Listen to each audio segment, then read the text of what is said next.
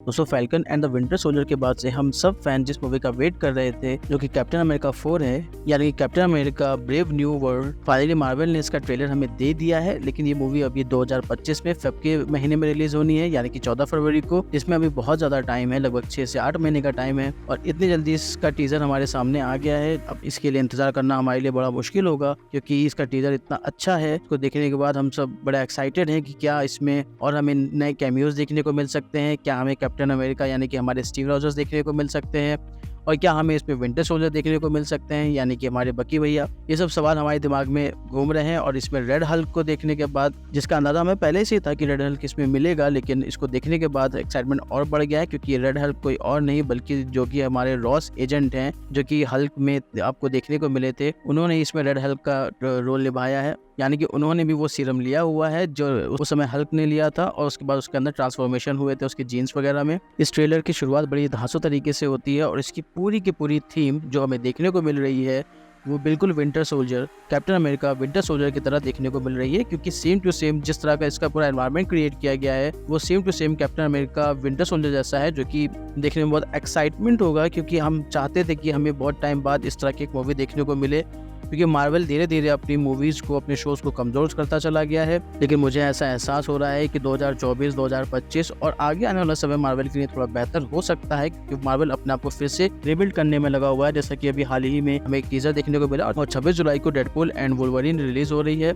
जिसके बाद Marvel definitely वापस आने की कोशिश कर रहा है। जिस मूवी से MCU वापस अपने आप को रिबिल्ड कर रहा है, लेकिन कहीं ना कहीं कुछ कमियां रह गई हैं जिसको इनको दूर करना चाहिए। हम सब आयरन मैन और कैप्टन अमेरिका यानी कि स्टीव रॉजर्स और टोनी स्टार्क जो कि MCU की जान है, इनको गायब करने के बाद से मार्वल बहुत कमजोर पड़ गया है। लेकिन हाँ, अब न्यू वर्ल्ड ऑर्डर देखने के बाद मुझे ऐसा लग रहा है कि लोग इसके लिए एक्साइटेड हैं और जिस तरह से इसका ट्रेलर हमारे सामने आया है, स्टार्टिंग के बाद एजेंट रॉस के बीच और सैम विल्सन के बीच जिस तरह की कन्वर्सेशन देखने को मिलती है और जिस तरह के एक्शन इस मूवी में दिखाए गए, इस टीजर में दिखाए गए हैं, वो सब के सब देखने में बहुत अच्छे दिखते हैं, जिसकी वजह से हमें लगता है कि शायद आगे आने वाले समय में मार्वल अपने आप को रिबिल्ड कर लेगा। किस तरह से स्टीव रॉजर्स ने अपने आप को, अपनी छवि जिस तरह से बनाई है और उसी छवि को लेकर के चलने की कोशिश यहाँ पे सैम विल्सन करते हैं, जिसकी वजह से रॉस उनसे कहते हैं कि यू मे बी आप कैप्टन अमेरिका हो सकते हैं लेकिन आप स्टीव रॉजर्स नहीं हैं। और आगे ट्रेलर में हमें ये बात समझ में आती है कि जो हमारे सीरियस रॉस हैं यानी कि जो रॉस एजेंट हैं वो ही रेड हल्क की भूमिका निभा रहे हैं और वो सैम विल्सन कैप्टन अमेरिका से लड़ते हुए नजर आ रहे हैं क्योंकि उनके हाथ में कैप्टन अमेरिका की शील्ड है जो कि इस समय सैम विल्सन के पास है,